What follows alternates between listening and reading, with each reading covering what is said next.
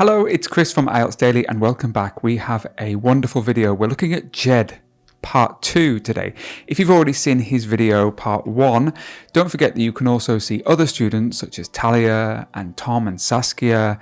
Lots of opportunities for you to learn things. So today we're looking at grammatical complexity and using higher kind of language lexical features. So let's start.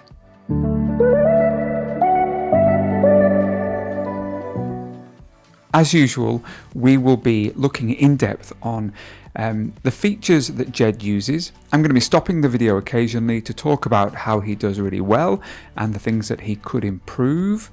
Don't forget that just because Jed is a really high level speaker doesn't mean that you can't aim for this. We're going to be applying the band descriptors at all times, as we always do. And don't forget, if you like the content of this video, we have lots more, and the best thing, the easiest thing, the cheapest thing you can do is give this video a like. So if you do like it, please just give it a thumbs up below. Don't forget to leave all your comments, all your feedback, all your ideas. We love to read them and love to hear about it. So let's begin. Hello and welcome to this practice exam conducted by IELTS Daily. My name is Maddie and I'm your practice examiner. The questions in this test are designed to simulate the IELTS speaking test. Let's start. What's your first name, please? Jedediah. Thanks, Jedediah. I want to begin by talking about you. Do you enjoy studying? Yeah, I definitely enjoy studying. I think I have done a lot of it over the course of my studies, even in university, and I think the best part about it is knowing, having that sense of confidence on exam day, and when you get your results, knowing that you tried your best. Okay, so in Jed's speech, he uses something called a compound complex sentence or a complex compound sentence. You need to know about simple, compound and complex sentences, and there's lots of materials on the internet for you to read about. That's not the purpose of today's class. In his speech, he says, when you get your results, which is a complex sentence, and then he continues, then he says, and making your parents proud. So he tries to use this idea of complex sentences, which is when, joining it with an and sentence and making it a compound sentence or a complex compound sentence. We're looking for a range and a variety of complexity in his speech. This is a great start. Is it important for you to learn new information? Yeah, definitely. So as humans, I have a firm belief that we should be constantly learning and evolving throughout our whole lives. And that's a thing that my dad has always taught me, and I've learned from many different mentors. So definitely, yes, learning is very important. Two things that I want to say here, both really positive. The first one is that he gives this really well-rounded answer. He gives his thought, then he gives an example, and then he makes this concluding statement at the end. I don't know if you noticed, go back and watch it again. It's this extremely kind of sophisticated answer where he's putting forward his point and then concluding it at the end. Super work. Promise you, he never knew these questions in advance. None of the students actually knew the questions in advance, and it was all kind of ad lib on the day. The second thing that I want to talk about is collocation. If you don't know what collocation is, it can come in different forms. And in this case, he uses something called a compound noun. He said a firm belief. So the firm belief is using two words which fit together. And you could say, if you see on the screen, a strong belief. So we have a firm belief and a strong belief, and those mean the same thing. I have a firm belief and a strong belief in something. You can also have other collocations when it comes to the word belief. You can have a genuine belief. I have a genuine belief and a sincere belief. So those four words, firm, strong, genuine, and sincere, are all different ways that you can fit words together. And you have to be able to use those really flexibly to reach above a band 7. We're probably looking at a band 8 if you wanted to know the subtle differences between those. Great use of the word firm belief there. Which subjects do you prefer? I prefer the most science-based subjects, just because I feel like I'm more analytical as opposed to creative. I struggle with drawing and more artsy things like that. So yes, definitely I prefer the more methodological approach that science takes. Oh, three things I want to talk about in this case. The first one is as opposed to. This is a great feature of thinking about ideas. I like something as opposed to something else. You're recognizing that you are good at one thing but not so good at another. So using this language as opposed to. Now, the second thing that I want to talk about is his pronunciation. And he makes a slight mistake here, but he self-corrects, which is wonderful. He used the word methodological, and it's actually really difficult even for a native speaker to say, as you just noticed. If you make a mistake on a pronunciation feature, don't worry. Try to do it again, and if not, don't spend too much time worrying about it. It's only a very small part of a big speech. So there's one thing that he did really well there. He took a mistake and he corrected it. Wonderful.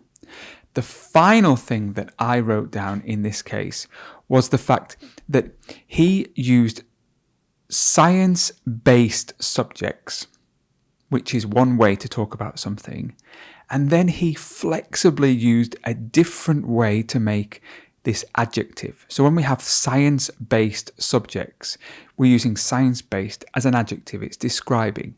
Then he used the word artsy subjects, and adding the letter Y on the end of words can very often create an adjective.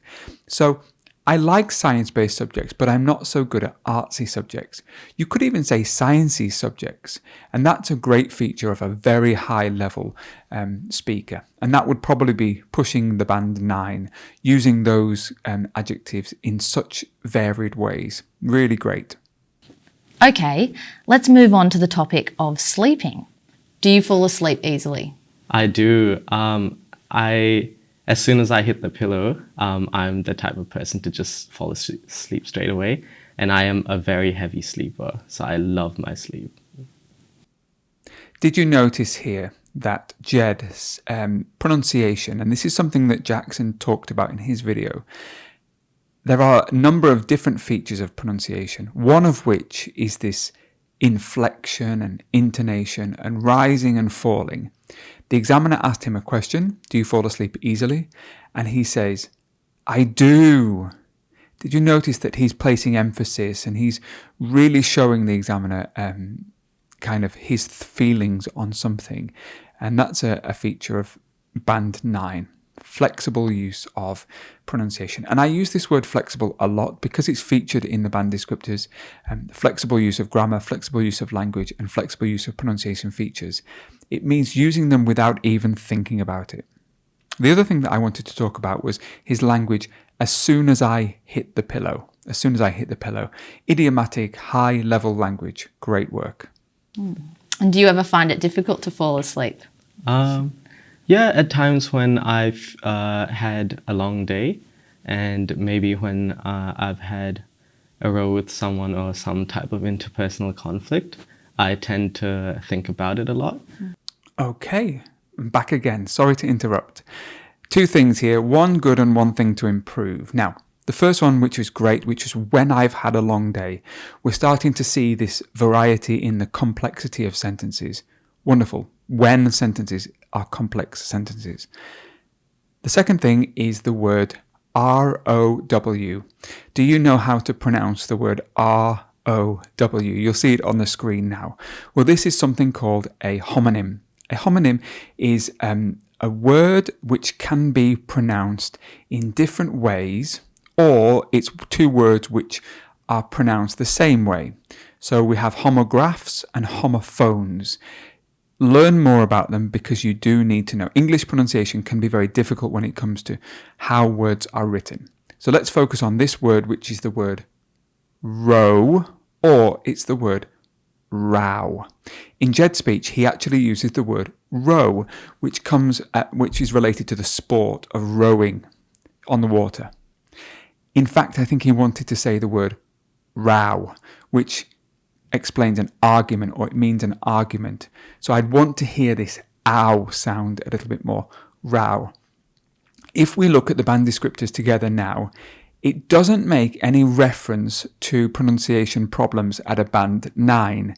It says effortless to understand, sustains flexible use, and full range of pronunciation features.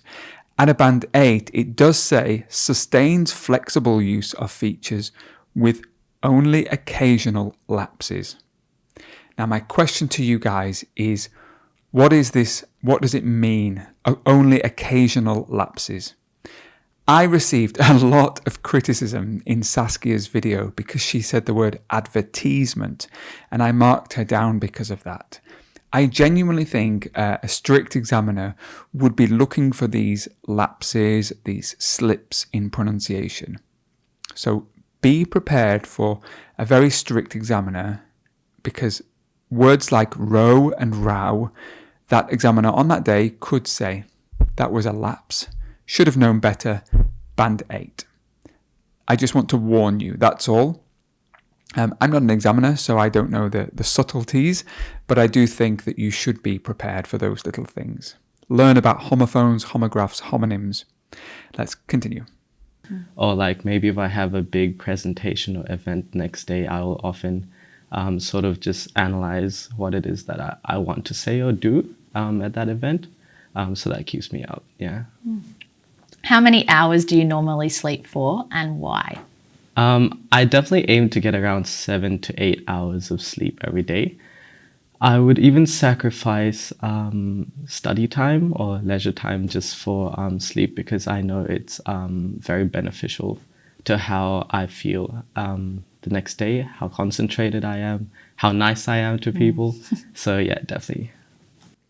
I loved the part at the end where he's making a list, and then he has a kind of joke with the examiner. So he's making a list and then says, how nice I am to people. And did you notice again, it's this pronunciation feature of this inflection, the intonation, putting stress on words to emphasize them. I love that. Great answer. He maintained control and flow throughout, no major pauses. He could speak a little bit faster, but I think an examiner would be very kind to him and say that all his speech is sustained.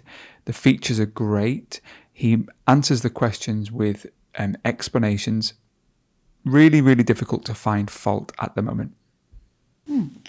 Now I want to talk about making decisions. Are you good at making decisions? I'm so-so. Sometimes when it comes to personal decisions, I'm very quick and very calculated about it. But if it involves other people, I prefer a more democratic approach. So I'll always be asking, like, what do you think about this? What do you want to do? How do you feel? And so I can be slow if there are others involved. Did you notice that in this section, he starts with the phrase, I'm so-so? I'm not entirely convinced that when we ask a question such as, are you good at making decisions, that a native speaker would answer, I'm so-so. We would probably answer, so-so, rather than I am so-so. So I'm being very, very, very critical here. I'm nitpicking. That's what an examiner does. Just be prepared. I'm going to give him the benefit of the doubt here. I loved the fact that he tells the story on one hand, and he uses his hands and says, he's like an actor. He points this way and then he points this way. Lots of you ask me about, can we use handed gestures during the test? Absolutely. There is nothing in the band descriptors which prohibits you from doing that. If you are comfortable doing it, absolutely do it. You might find your tutor in your country tells you that you shouldn't. This is completely wrong. You are very welcome to use your hands during the test. And what types of decisions do you make every day? I make a lot of decisions on a daily basis. Most of it has to do with food, because I love food. And cooking is really fun to me. So I'll take the time to decide what it is that I want to prepare for today's meal. So yeah. Now, one of the things you should be doing in a test is to think about paraphrase, where you say something in a slightly different way. In this example, Jed uses a great case. The examiner asks him something about every day, and he changes the language and actually says on a daily basis, which is great from him. The other thing that I want to talk about is he makes a very, very, very minor grammatical mistake. And I'm going to give him the benefit of the doubt here because native speakers do this all the time. He said most of it has to do with food, and he's talking about decisions. Okay, decisions are plural. And so you would actually have to say, to be correct, most of them have to do with food. Most of my decisions have to do with food. But you will find that native speakers make this mistake all the time. Even I do it when I would say something like, there's many reasons why.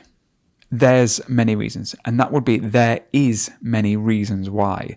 And correct, as a grammatically correct sentence goes, you would have to say there are many reasons why. There are many reasons why. But you will find that many, many, many native speakers would say there's many reasons why. And that would be an example of a typical slip for a Band 9 where an examiner would give you the benefit of the doubt. Other decisions that I make on a daily basis are probably to do with exercise. I like to plan out my routines, but I'll vary them from day to day. So, yeah. Wow. So we've said every day, on a daily basis, and suddenly he comes up with, I'll vary them from day to day, which is a different way to say every day. And he also uses pronunciation feature called weak forms. I like to, which is great, and I just want to bring that to your attention. I've made a video on pronunciation features as a live class. Go back and watch that. Make sure that you take part in that class because I talk about all the different pronunciation features that we have. Overall, in part 1, he gives great answers. He continues, he expands, he elaborates, he talks at length. Wonderful. I'm going to give you a topic and I'd like you to talk about it for 1 to 2 minutes. Before you talk, you'll have 1 minute to think about what you're going to say. You can make notes if you wish. Here is a paper and pencil for making notes. I am just going to interrupt here because I have a confession. And this has been spotted by a couple of students.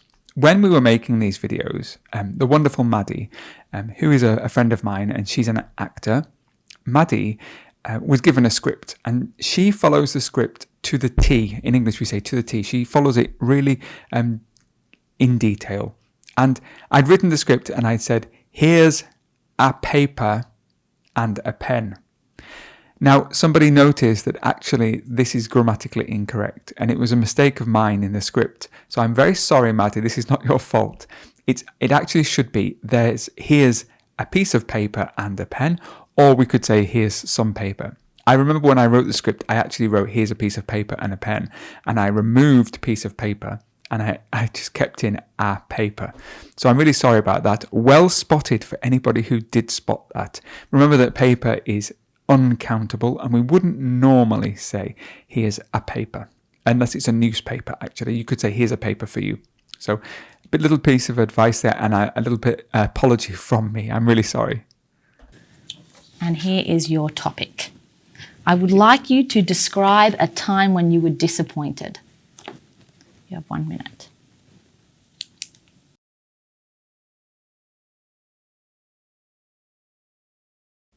While Jed's preparing here, this topic of a disappointment could be really difficult.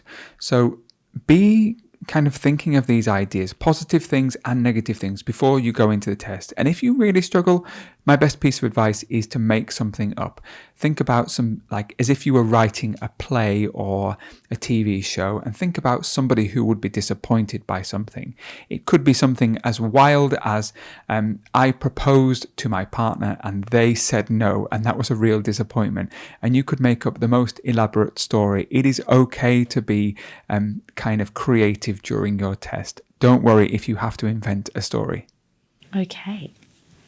Remember, you have 1 to 2 minutes for this, so don't worry if I stop you. I'll tell you when the time is up. Can you start speaking now, please? Beautiful. So I remember a time very vividly when I was really disappointed. It was I was at school with all of my classmates. We were, even though school was closed that day, we all came because our IGCSE marks were being released that day. And we wanted to be in an environment where we could support each other if we were feeling down, or like celebrate with each other. And so the marks came out, and I don't know, this is kind of, it might be a little bit pretentious, but I was really disappointed I got 89 in A math, because that was like an additional mathematics subject that because of schooling and like moving around country to country, I had a huge disadvantage in. I missed all of the basics, but I struggled really, really hard. I took a lot of additional classes to try to catch up and like be at a level in additional mathematics where my friends were. So yeah, a lot of my studying for that exam was on additional mathematics just because I was so weak in it. And I started feeling more and more confident about it. Come exam day, I was pretty confident. But there was one question that was really easy that I knew how to do in and out on a normal day. But on exam day, I sort of panicked and I completely messed up that question. And so that took that one precious mark away from me. And so I would have had a clean sheet on my IGCSEs with all A stars, but that one mark kind of messed me over. So yeah, looking back at it, I think I am still very glad to have hit 89, just considering how far behind I was at the start of the year. But I feel satisfied now, looking back at it. Yeah. Great, thank you. Unbelievable. Did you notice how Jed stopped at the 2-minute mark? What a great example of a speech. I feel like he had a timer in his brain. I promise there was nobody there telling him the time. Let's look at some of his language, which I'd written down. You'll see it on the screen here. I remember it very vividly, very vividly. Even though, it's an even though sentence, which is a great example of complexity, complex language. When I was feeling down, or if somebody is feeling down, if they're feeling depressed, which is a phrasal verb. When the marks came out, that's another example of a phrasal verb. To catch up is another example of a phrasal verb. So using these types of less common language during your test is great to show the examiner the flexibility of your speech. In the middle of the test, he said, so yeah, and then he starts to reflect on his ideas. He said, so yeah, come exam day, which meant on exam day. He used in and out, a clean sheet, all fantastic pieces of lexical resource to get well above a band 7. I'm looking in a band 8 or probably a band 9 here. Looking back at it, this is some language that you could use during your test.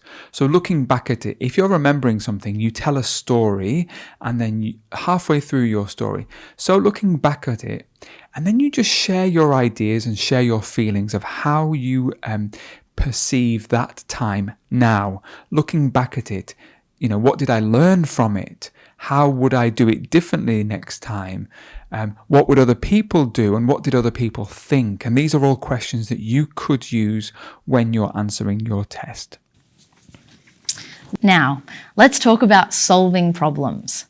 Why do some people find it easier to overcome problems than others? I think it's a lot to do with the mindset of people. Some people have a growth mindset where they look at challenges as something that they can overcome, given enough hard work and the support from family and friends and things like that. But with others, they have a mindset where they see challenges as threats that may undermine them and sort of in a more pessimistic light. And so often challenges stop them from actually getting started on trying to overcome that challenge. Yeah. In this response, I'm always really impressed with how Jed composes and gives this very detailed answer. It's a very well-rounded answer. On the screen here, you'll see some of the ideas and the language that I think was very impressive. So you'll see it has a lot to do with. A growth mindset, somebody who's always very positive.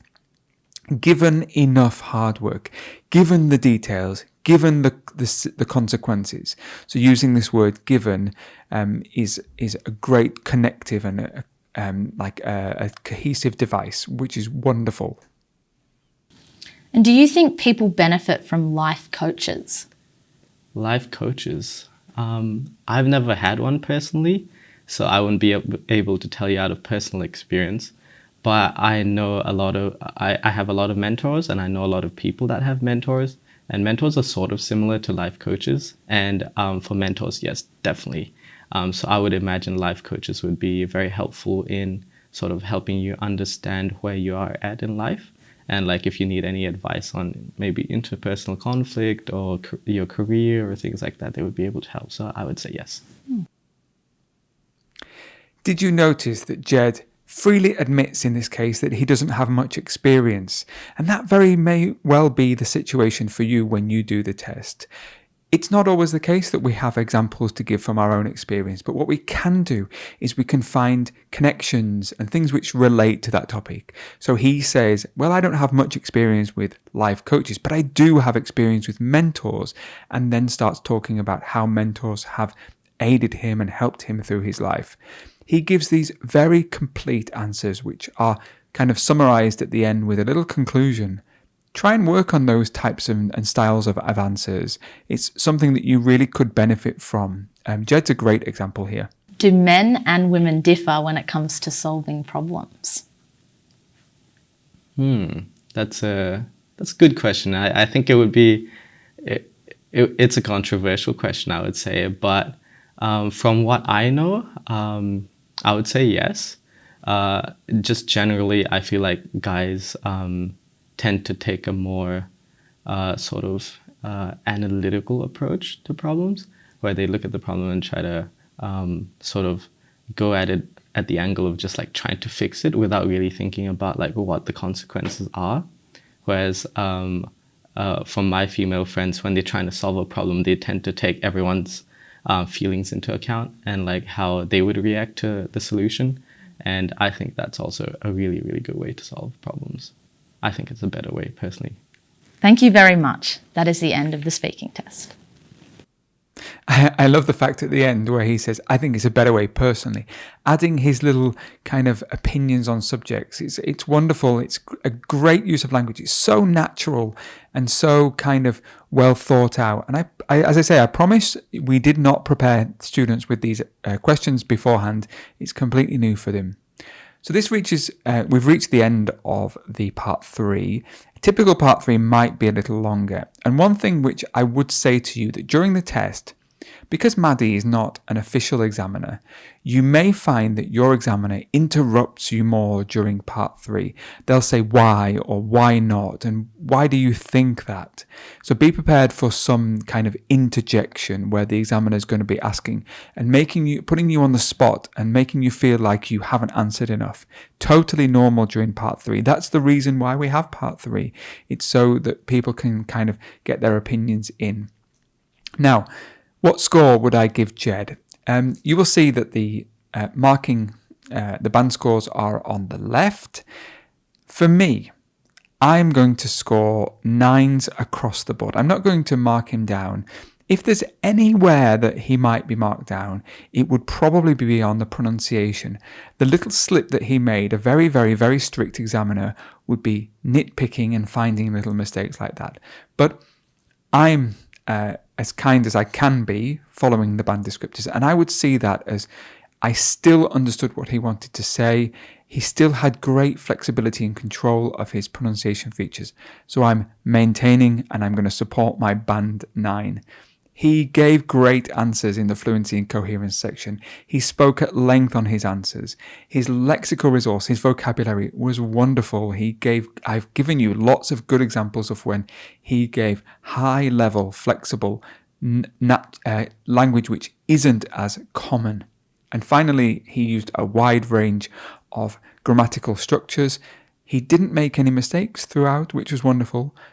Big thumbs up, band 9 for Jed. If you liked this video, if you benefited at all from this video, make sure that you like the video, share it with your mates, share it with the people that are in your class. If you're studying, preparing for IELTS with other people, make sure they know about this. We've got other videos, as I mentioned, you'll see those on the screen. Now, make sure you go and watch them. We give lots of free materials. That's our job, to make sure that you pass as quickly as possible. Hope I will see you soon in future videos. Take care of yourselves. My name is Chris from IELTS Daily, and hopefully this is the best place for you to improve your IELTS every day. Take care.